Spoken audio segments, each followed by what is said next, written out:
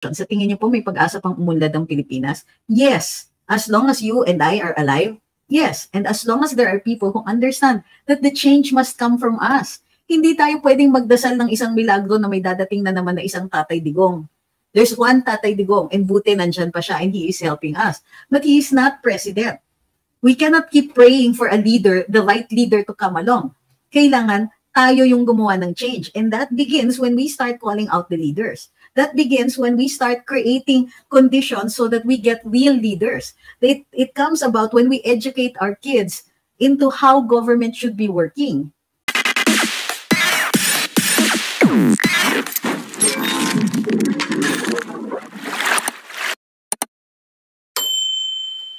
Sabi na way I see it, tinanong si Atty. Vic kung di ba raw yung LP tunay na opposition, kaya binalik niya sa nagtanong. Do you believe that too? Hindi na pinursu ang tanong. Sabi ni Carlos, sa isang interview sa Tagabanban about sa mayor nila, walang nag-cover. Kay De Lima, halos lahat paawa interview sa lugar nila, selective media talaga. Sabi ni Matmat, Pastor Kibuloy at Willie Revillame, di po inaasahan na mag-file, pero in ako sa kanila for the change. Sabi ni Ma'am Karen, Senator Tolentino, ikaw ba yan nang nagpaulan ng pagiging ingrato si Lucifer na una yan sa linya? Hello din kay Nograles. Pag nanalo pa yan si Amy, nabili ang Comelec char. Uy, kahit bigyan ako ni Pacquiao ng 1K, no way, kasi namigay yan dito sa Negros Oriental. Ay, ganun ba? Sabi ni Erlinda Flores, ako boto ko yan si De Lima. Ew, boto niya yan. Do you know what she's running for? Sabi ni BNB, balitang news balita at Nanay Lia, iba yung kausap niya. Sabi ni Ma'am Graciousness, hala, na-click ko kahit all caps, pero sinasadya ko kasi it's a compliment. Sabi ni Ma'am, you're extra beautiful po today, Attorney Nax. Wala, binabasa ko yan, Ma'am Graciousness, para asarin yung mga trolls. Okay, Ma'am Doreen, late po kayo, pero sa umpisa, kinuwento na po natin yan. No, it's not true that Tatay Digong withdrew as mayor of Davao City. June Cano Bendesio says, sa panahon ng admin na to, lahat ng bagay na imposible ay magiging posible sa dami ng pera ng admin. Kaya kailangan sa panahon ng botohan ay magsimula sa barangay ang pagbabantay ng ating mga boto. Hindi po barangay, sa presinto po. Doon po yung botohan eh. J. Ran says, pwede ba gamitin ang AMLA ngayong eleksyon para ma-monitor mga accounts ng mga politicians na biglang lobo? Baka mag-vote buying at paano kaya yun? Hindi po pwedeng i-monitor ang accounts. Meron po tayong Back Secrecy Act. So, hindi, ang AMLA gets triggered only kapag nagpadala ng report yung mga bangko about suspicious movements. Ang suspicious movements ay yung mga over 500,000 pesos, yung deposits, ano pa ba, yung sunod-sunod yung pagdi-deposit o bine-break up yung deposits and so on. So may mga ganon. Pag masyadong malaki, pinapa-explain. Pag hindi ma-explain, yan po ay they trigger it with the AMLAC. Now, the AMLAC is supposed to monitor suspicious movements of big transactions. Kaya lang, in recent history, recently, meron tayong narinig tungkol, di ba there was a bank run on one of the banks na akala ng marami na ito ay babagsak. Nabisto tuloy na may isang senador, nakaupo siya ngayon, na mayroong bilyones sa kanyang bangko. So, ibig sabihin, nakakapasok yung ganong malalaking amounts doon sa kanilang mga bank accounts nang hindi nagtitrigger ang AMLA. Kakaloko ang AMLAC. Ricardo says, nanghihinayang ako sa mga opportunities ng mga mamamayan ng Bamban sa mga naudlot na pag-unlad sa kanilang bayan through Mayor Alice Go.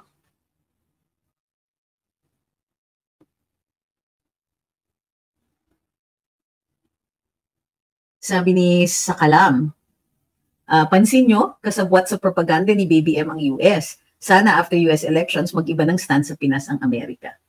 Ay kay Ma'am Josefina Hatulan, watching from Taiwan. Sabi ni Gracia, oo, ang laki. Malaglag lang ang makabayan at Quadcom, panalo na ang bayan. Sabi ni June Mark, sino yung billionaires yan? Ayoko, bully yun eh. Sets, Elam, thank you. Uy, nandito ka pala. Pwede pa bang ma-disqualify si Erwin Tulfo dahil sa cases niya? Pwede po. File niyo lang yung petition sa Comelec. Shingy Cab says, totoo yung sinabi ni VP Sara na may handler sila Trillanes Castro at sino nga yung isa? Senador? Ba? Tama ba?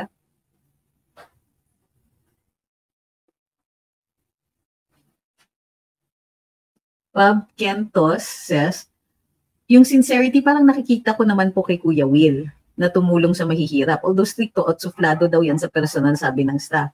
Ang problema, anong tulong ang mabibigay niya bilang senador? Senador ka, ang trabaho mo gumawa ng batas. Kung senador ka, pero ang tingin concept mo ng pagtulong ay mamimigay ka ng pera at saka jacket, di ba? Parang, katulad ng sinasabi ko about certain vloggers na nag-file ng certificates of candidacy para mag-konsehal, para mag-congressman, para mag-senators, gano'n. Pag tinanong mo, gusto ko talagang tumulong sa tao. Ano ba ang konsepto ninyo ng tulong kung ang pinapasok ninyo ay legislative? So yun yung concern ko. I see the sincerity kay Kuya Will. Walang problema. Hindi ko pa naman na nadadatnan yung sungit niya. Ay, hindi, he's been nice to me, But I met him once however, yun nga, my question is, naiintindihan ba niya yung pinapasukan niya? The same with the other candidates na, generic na generic. Bakit ka tumatakbo? Kasi gusto ko tumulong sa tao. Wala bang yung tumulong sa mga stray dogs and cats and all that, diba? Which is valid. They don't talk about what laws they want to pass. They don't talk about specific interests that they want to help or that they want to build. Gusto kong tumulong sa tao. Not telling us how they're going to use those positions which are legislative in nature. O paano makakatulong sa taong bayan yon? Sabi ni LM, general question, sa tingin niyo po may pag-asa pang umunlad ang Pilipinas? Yes. As long as you and I are alive, yes. And as long as there are people who understand that the change must come from us. Hindi tayo pwedeng magdasal ng isang milagro na may dadating na naman na isang Tatay Digong. There's one Tatay Digong and buti nandyan pa siya and he is helping us. But he is not president. We cannot keep praying for a leader, the right leader to come along. Kailangan tayo yung gumawa ng change. And that begins when we start calling out the leaders. That begins when we start creating conditions so that we get real leaders. It comes about when we educate our kids into how government should be working. Educating people into understanding that government is not there for you to steal from. Kasi maraming tumatakbo dyan for the opportunity to steal. So we have to fix it at the level of education, yung educating yung mga taong bayan at saka yung mga kabataan. Pero the moment you say, ay wala nang pag-asa ang Pilipinas, wala na talaga. Kasi give up ka na. Self-fulfilling yan yung mga ganyan ninyo, yung mga only in the Philippines. Ay wala nang pag-asa ang mga Pilipino, ay walang mangyayari dyan. Self-fulfilling yan because you have given up. And I want everybody who has ever said that and who has ever given up on their country to remember this. The reason it's taking so long is because you have given up.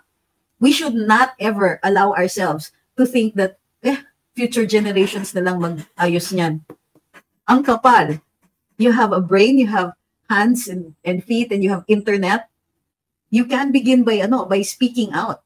If there is nothing else that you can do, ano ba naman yung mag-post kayo na hindi kayo agree sa ginagawa ng ating gobyerno? Anong no? We can still, no, it's not hopeless. We can still fix it.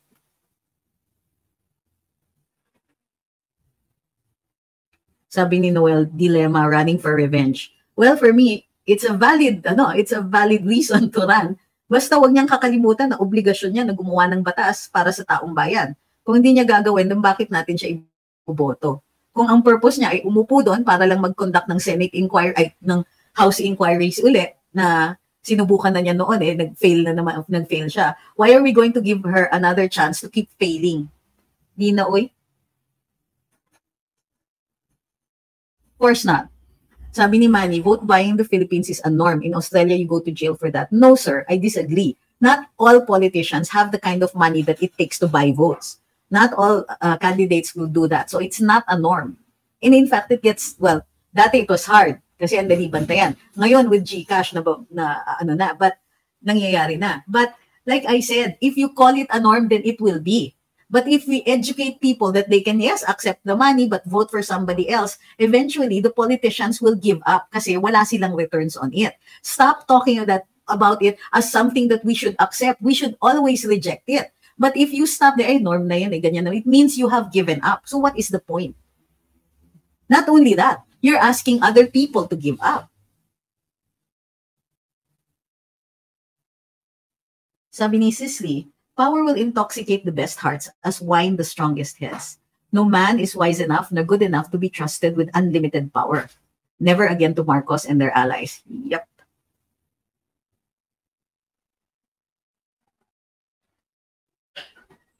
Sabi ni Nolan, nagkakagulo ang Barm and Maguindanao ngayon dahil daw sa pangingialam ni Sap Lagdameo.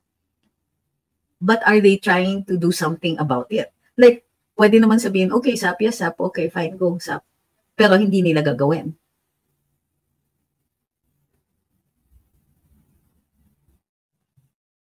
Sabi ni Doreen, as an OFW, I don't know if I will be happy or sad kasi po ang taas ng exchange rate ng peso to baht. Ay, naiintindihan ko po yan.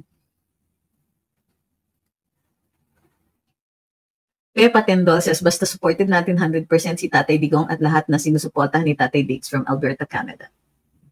Pwede bang mag-video or mag-live sa precincts during counting? I think Comelec bars it. And I do not understand why. Pero para sa akin, if something happens, try to document it. Baka makalusot. Sabi ni Sheng, what can you say about Remulla being appointed as the new DILG secretary? Well, that's keeping it all in the family, right? Ma'am Aliza says, I vote mga bagong muka para sa Senado at Kongreso.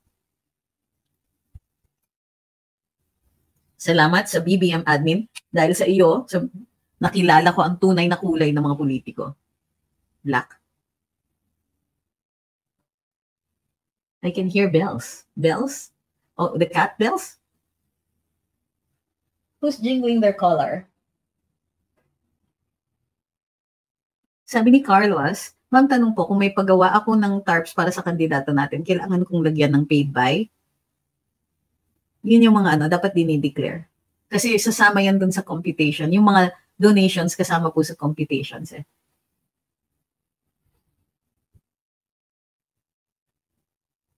What can you say po sa pag-file ng COC ng mga Revillas na naman? We get the government we deserve. Unless we fight it.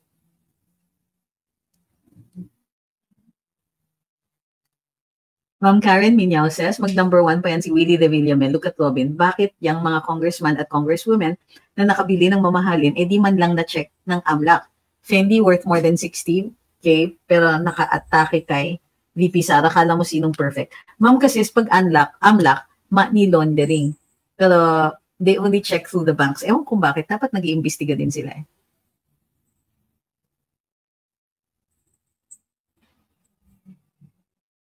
O Kansas, mag-tandem pa yan sila ni Tambi, si Kuya Will. Putya, peryahan na talaga tayo.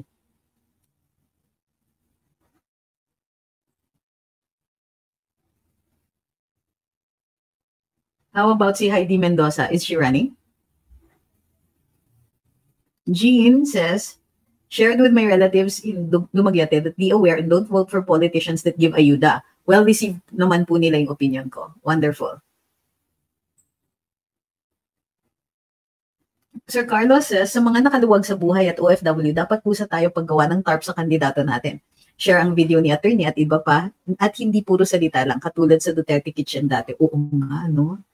Grabe yung pakiramdam noon, early days ng and it went through most of the Duterte admin, yung feeling natin na ang sarap mag-contribute at saka ang luwag sa loob ko magbayad ng taxes noon. Are you pro-Willie po ba? Sabi ni Versiculo G. Hindi ko pa po sure. I want to see that he knows what work he's getting into. Yun po. Sabi ni YT Chan, bakit po, napansin daw niya, like sa Marikina, bakit parang ayuda ang pinakakalat para magustuhan sila? Sabi ni Charita, nakita po si Sas dito makbo. Galing naman siya. Bakit po si Sas dito makbo? Magaling naman po siya. Nag-aaral po. Sabi ni Ma'am Jenna, yung nanay ko na 75 years old tumalino sa kakapanood sa'yo. Paki-hi naman yung mami mo. Marlon says, good PM, bakit po hindi kayo nag-file ng COC? Yung katulad nyo po na nakakaintindi sa batas ang talagang kailangan sa Senado. Sayang po yung magagawa nyo sa batas kung sakali. Kasi ang tingin ko, mas makakatulong ako dito sa labas, ano? Parang kulong. Mayroon po akong mga plano for the next 3 years na if ever, at the end of it, magawa ko itong mga plano ko for the next few years, then I can say by the end of it kung ready ako o hindi. Sabi ni JJ, in time, takbo ka. Thank you po.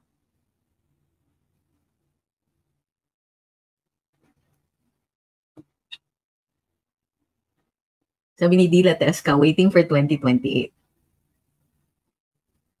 Carlo says, realistically and based sa mga kung nasaan ang Pilipinas at mga Noitis ngayon, bilang po tayo ng 3 generations pa. So mga 90 years pa po bago umunlad ang Pilipinas. Oh, it will take longer if we don't try something. It will take longer if we don't do anything about it. But it could also be shorter if we get started. One is, tama rin naman that we elect better leaders than this. The other is, well, we should educate our countrymen.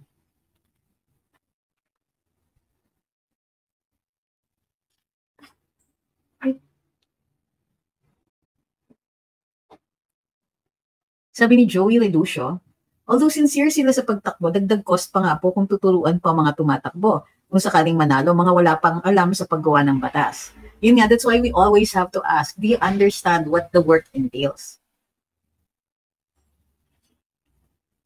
Sabi ni Rorabs, thank you, attorney, kasi bibihira yung attorney na kagaya mo na nagbibigay ng knowledge and very humble. Ay, ako ba yun? Salamat po. Tama, attorney, sabi ni motivational way. Pwede naman maging philanthropist kung tulong lang gawin. Tatakbo lang talaga yung iba because of power and self-interest. Yun nga yung mga nagsasabing, tumatakbo ako kasi gusto kong makatulong sa tao. Kung hindi ka pa tumutulong noon, how are you going to convince us na tutulong ka once you're in office? Thank you, Miss Anna L.U. Sabi ni After Dark, tama po. Tama yan. We owe a lot to PRD and he should be retiring now. We are asking too much from him na. If we're looking for a hero to save us, it is actually us who should take a stand. Oo, and we should stop weeping and wailing na, hala, ganito nangyayari. Tapos, yung pinaka-common question, paano yan? Paano kung dayain? Hindi pa nga tayo nagtatry, nandun na kayo sa dadayain na part. Bago ang lahat, mag-try muna tayo at tayo yung titingin kung tayo ay dinaya, di ba? Pero ang punto ko dito is that there are many ways to help eh. So parati na lang na, walang mangyayari dyan, ganito. If yung mismo, we must be able to convince our fellow Filipinos na pwede tayong gumawa ng paraan. Pwede tayong tumulong kahit ngayon pa lang. And it doesn't have to be by running for office. So iisipin niyo, what else can we do para ma-educate ang kabataan or ang other citizens? Ako, I'm going to be giving talks for the next few months or so. We need to be able to do that. Hindi lang po ito rallies, ha? We're talking about going around to groups and talking about things like our history, promoting yung national identity natin, promoting the love of our country, promoting the knowledge about our country. That's one. And the other is, of course, promoting knowledge of our Constitution and some of our laws.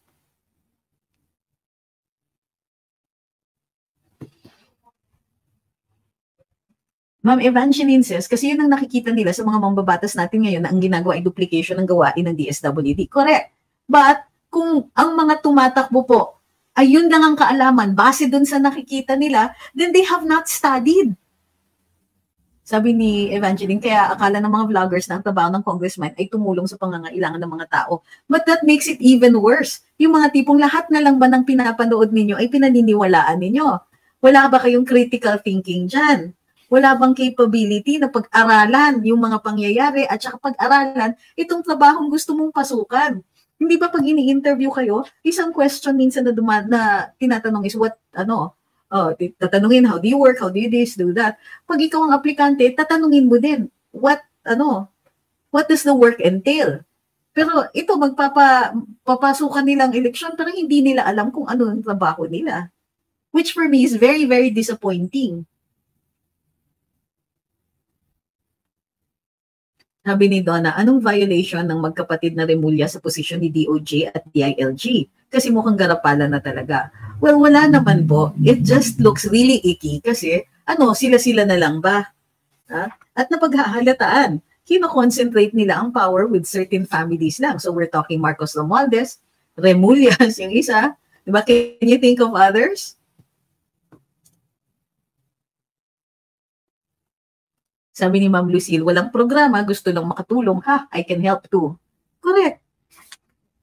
And some of the voters, they can help by not voting for these people who don't know what their job, they're applying for a job, but don't know what it entails. It's crazy. O yung mga tipong, akala nila, ang kongresista o senador ay parang mga mayor. So you get to, ano yung sinabi ni PRD? Ba't siya tutakbo ng senador? Eh hindi siya, they don't solve problems there except you make laws and so on. Pero pag executive, you get to talk to people and say, anong problema mo? Sige, ganito ang gagawin natin. So pag senador, you're looking at the country and you're thinking, what does it need? Are there rights that we aren't protecting? Are there things that are happening that need to be regulated? Mga ganyan. Dapat yun yung outlook.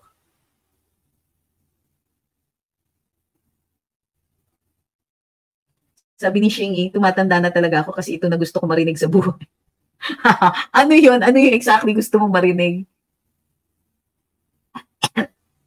Sabi ni Dila Tesca, go attorney, we need someone like you who can share and teach how to be proud to be Filipinos. Well, we're certainly going to try.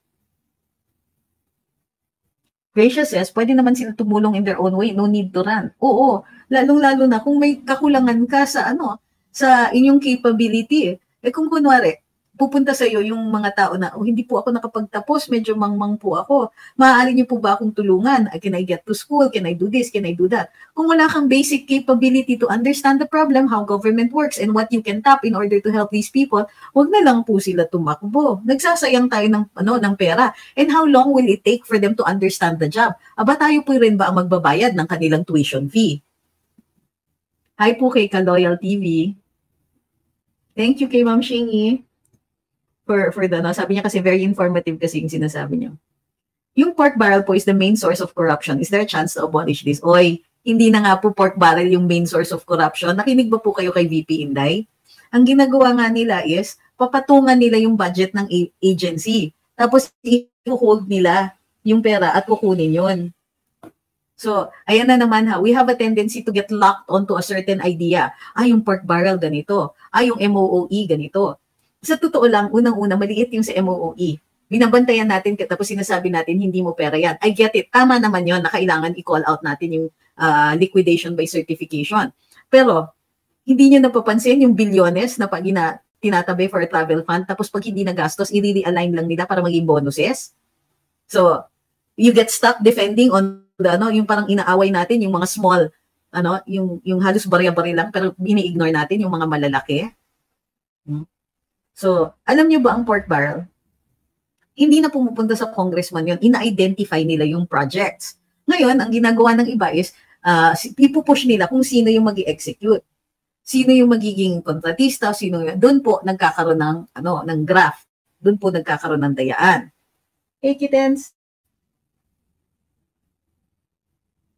Sabi ni Ma'am Charita, dapat ngayon yung mga boboto, galingan nyo ang iyong critical thinking sa pagpili.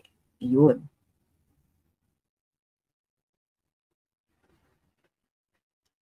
Sabi ni Rega, sa speech ni PBBM kanina sa mga OFW sa Laos, unity pa rin pananawagan niya. Samantalang pinabayaan niya lang naman ang dating ka-unity. Alam nyo, ito yung masama pagdating dito sa unity. Pag naghihikaya tayo ng unity, it's unity in the public interest. Pero yung konsepto nila ng unity is, unity, wag nyo kaming i-criticize para magkakasali tayo. Diba? The country doesn't need that kind of unity. We unite against a common enemy. So external yan. Pero together, we must ask questions. We must be, as Attorney Vic is doing, we must present ourselves as the opposition. Hindi pwedeng yes men tayo. Kasi ang pagka gusto nilang unity, wala yung kung nagkikriticize, united naman tayo, huwag tayong mag-aaway. Hindi pwede. The entire concept of democracy is based on opposing forces. Para hindi masyadong lumaki yung power ng isa, merong mag-o-oppose. Hindi masyadong nagiging glutton, di ba? Hindi masyadong lumalaki yung problema.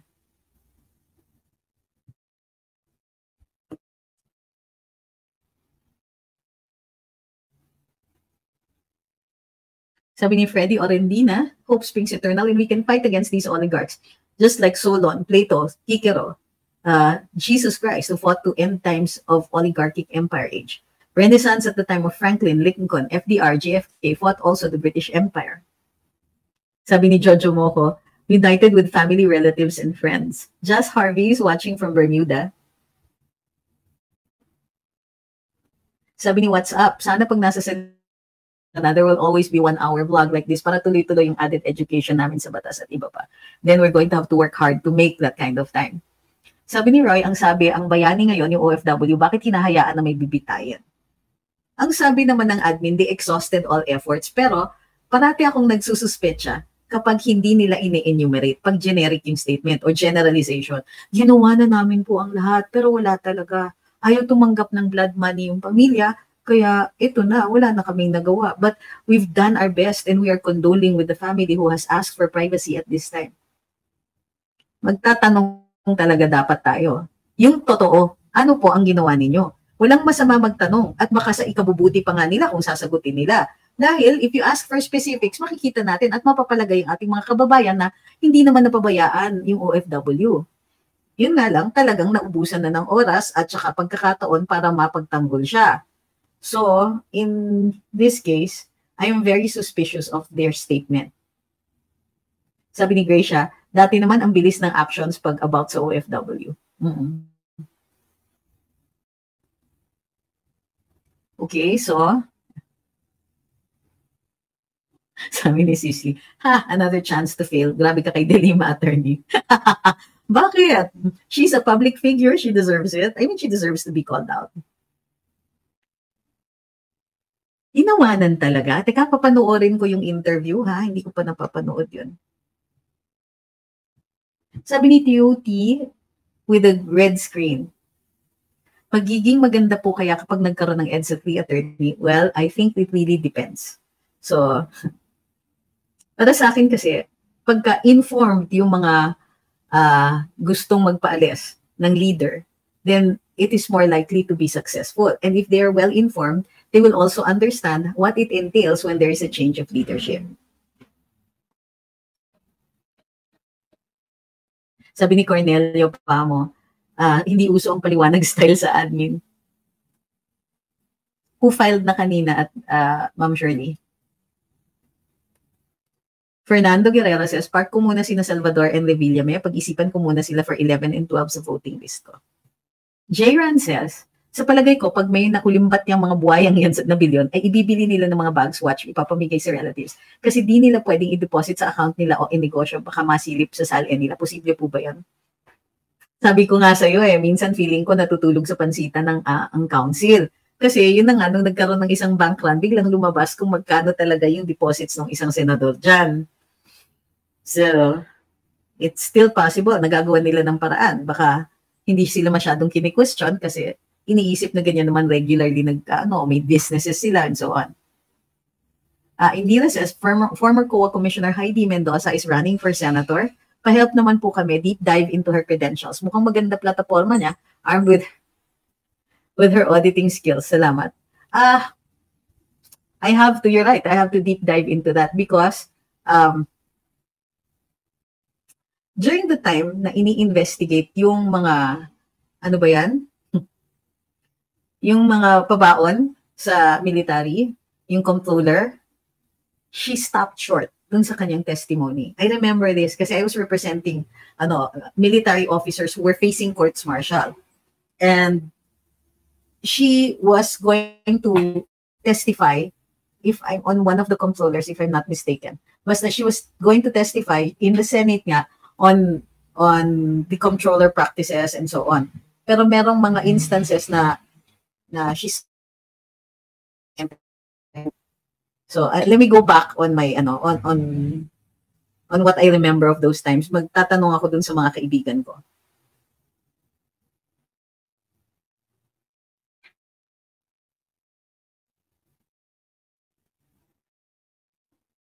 Hi, kay Luz Falier. During PRD's time, he would send mission to intercede for innocent OFWs. That's how he cares.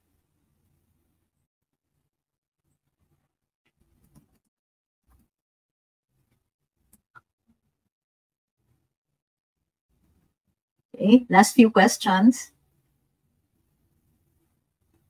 Sabi ni Luffy, I think mas matimbang ang rev kumpara sa EDSA, ang daming buhaya sa Congress. Ang kinatatakutan ko is that this administration might declare themselves as a revolutionary government and conduct a palace coup. Patay tayo niyan.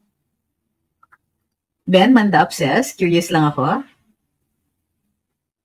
bakit hindi po per province ang congressman? Bakit per district po? Kung per province po ang congressman, mas konti sila, then mas madaming marginalized sector makakaupo. That was the idea. So, I don't know. Most of the time, ang nagka-create ng districts ay kongreso din po.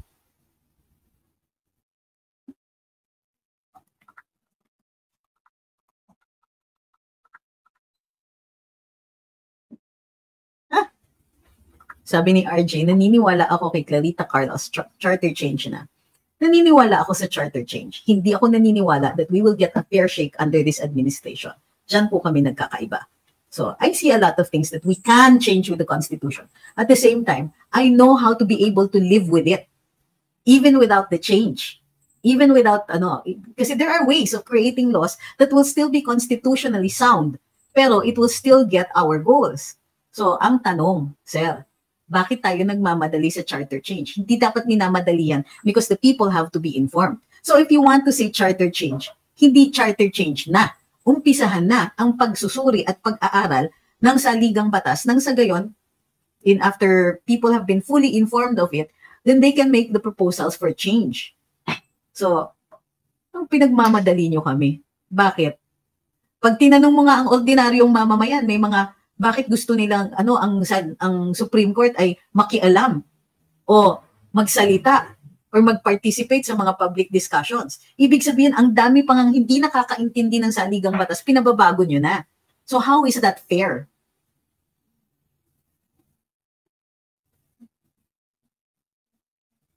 Sabi ni Tino Shokon, para maiwasan yung nangyari sa party list ni Mamo, kami, I suggest a calendar method. Let's say we assign a PL each day of the week. What is a PL? A party list. Then the voter chooses based on his or her birthday that year. Ano daw? Then you're not choosing kasi you're choosing based on what is assigned for a particular day. So hindi ka pumipili. It just falls into your birthday. You're not talking about whether or not these people can do the job. You're not talking about whether or not their platform is good. It's just the day of the year.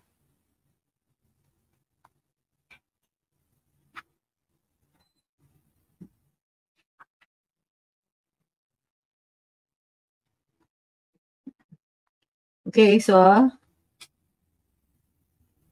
thank you very much po sa pagsusubaybay ninyo sa ating discussion ngayong araw na ito. Maraming salamat din po kina Ma'am Rose L, kay Apple, na nagsabi pang coffee lang po. Thank you very much po. Ma'am Esther Makinon, hi ma'am. Ganda ng picture nyo. Thank you for the super sticker. Ma'am Elisa, uy, ganda din po yung picture nyo. Bakit kayo ganyan? Thank you for the super sticker. Way I see it, thank you very, very much po. Super sticker din po siya. Maraming salamat sa lahat ng nagsubaybay dito sa TikTok, lalong-lalo na yung mga nagpadala. Si Fear, si Ma'am Telms, 3 times 2 times 3 times 3 times 2. Thank you very much. Mark, Christopher, times 2, Lilibet, times 3. Ano dito?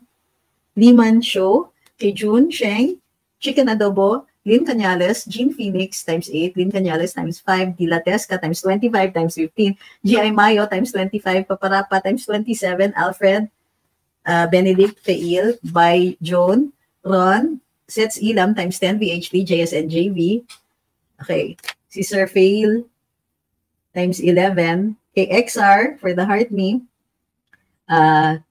Patrick, Angelina, Ivan, Nad, Jane 0702 times 5, Roy, si Ma'am Spirit times 7 times 6 times 14 times 6. Thank you very much. Tapos meron pang nagpahabol na marami. Si Fail times 11 din po. Maraming salamat po sa inyo. Pasensya na mahaba talaga ang listahan sa pagpapasalamat dito. Si VH3, thank you very much. Naka times 100 si Sir. Wow. Kaloka. Si Ma'am Spirit nagdagdag po. Tapos may times 10 pa siya.